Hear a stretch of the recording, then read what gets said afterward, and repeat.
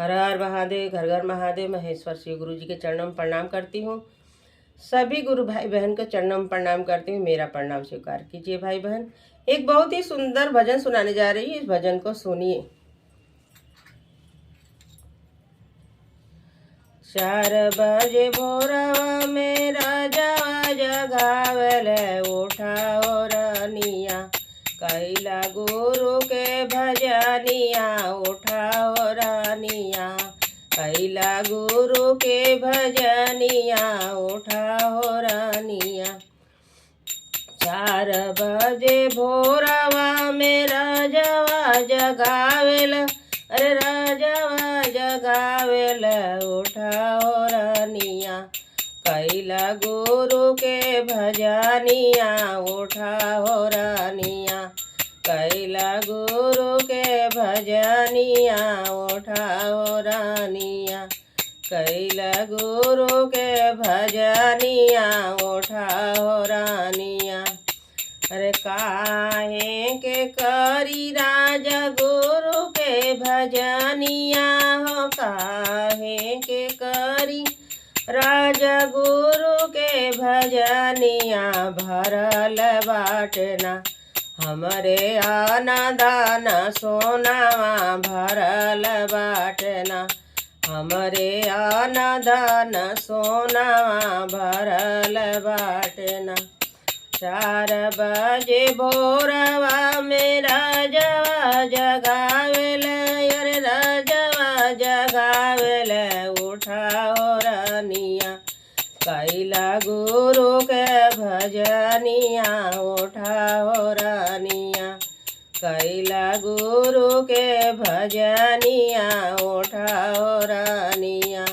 काहे के करी राजा गुरु के भजनिया, अरे काहे के करी राजा गुरु के भजनिया। भरल बाटना हमारे बेटावा पतोहिया, भरल बाटना हमारे पोतावा से पोतिया, भरल बाटना हमारे पोतावा से पोतिया, भरल बाटना।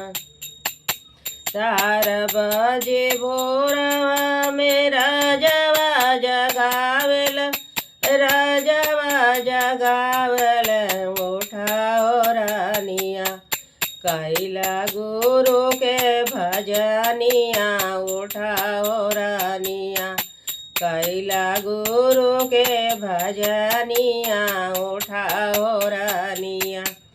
काहे बदे करी राजा गुरु के भजनिया हो, काहे बदे करी राजा गुरु के भजनिया। भरल बाटना हमरे धियावा दामादावा, भरल बाटना हमर नातिया नातिनिया, भरल बाटना हमर नातिया नातिनिया, भरल बाटना।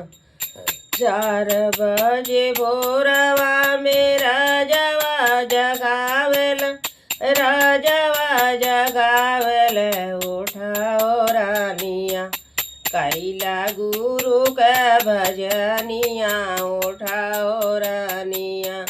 काहे के करी राजा गुरु के भजनिया हो, काहे के करी राजा गुरु के भजनिया। भरल बाटना हमरे माला दो माला, भरल बाटना हमरे कोठावा अटरिया, भरल बाटना हमरे कोठावा अटरिया, भरल बाटना। गुरु भाई बहन, रानी कोई हालत में राजा का बात नहीं मानी और नहीं सुनी, ना तो गुरु का भजन की। अब देखिए आगे क्या होता है। कोछहिया दीनवा में राजा मारी गईले हो, राजा मारी गईले, साजल आवे ना उनके फूल का विमानवा सजल आवे ना, उनके फूल का विमानवा सजल आवे ना, उनके फूल का विमानवा सजल आवे ना।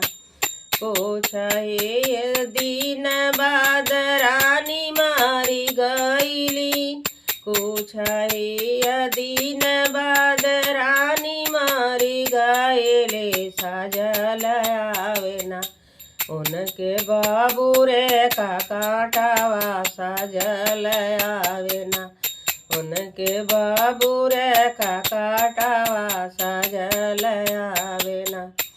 ओही कटवा देखी रानी रोए लगली हो, रानी रोए लगली कैसे कजइबे ना, यही बाबू रे का काटावा कैसे हो जइबे ना। जब जब रानी आओ फेर करवटिया हो, फेर करवटिया चुभन लागे ना, उनके बाबू रे का काटावा चुभन लागे ना, उनके बाबू रे का काटावा चुभन लागे ना। राजा जे हंसल रानी जे रोअली, अरे राजा जे हंस रानी जे रो। 4 बजे भोरवा में तोह के जगवली नहीं हो कैलू ना, अपने गुरु का भजनिया नहीं हो कैलू ना, अपने गुरु का भजनिया नहीं हो कैलू ना। अपने 4 बजे भोरवा में राजवा जगावल, राजवा जगावलन नहीं हो कैलू ना, अपने गुरु का भजनिया नहीं हो कैलू ना। अपने करनी का फलवा तो पाई हो गईलू ना, अपने करनी का फलवा तो पाई हो गईलू ना। भैया हरेंद्र तीन सुतवा बतावल, अर सुतवा बतावल, पहिले में दया मांगा दूसरे में चर्चा, पहिले में दया मांग दूसरे में चर्चा, तीसरे में नाम शिव कर पर नामवा नहीं हो कैली ना, अपने गुरु का भजनिया नहीं हो कैली ना। 4 बजे भोरवा में राजवा जगावेल, राजवा जगावेल उठाओ रानिया, कैला गुरु का भजनिया उठाओ रानिया, कैला गुरु का भजनिया उठाओ रानिया। नमः शिवाय। गुरु भाई बहन ये भजन पसंद आया हो तो मेरे वीडियो को लाइक करें, शेयर करें, सब्सक्राइब कर लें। कमेंट में हर हर महादेव जरूर लिखें भाई बहन, अपने महादेव से दया लेने के लिए। अरे भजन सुनते रहे, महादेव से दया लेते रहे। नमः शिवाय।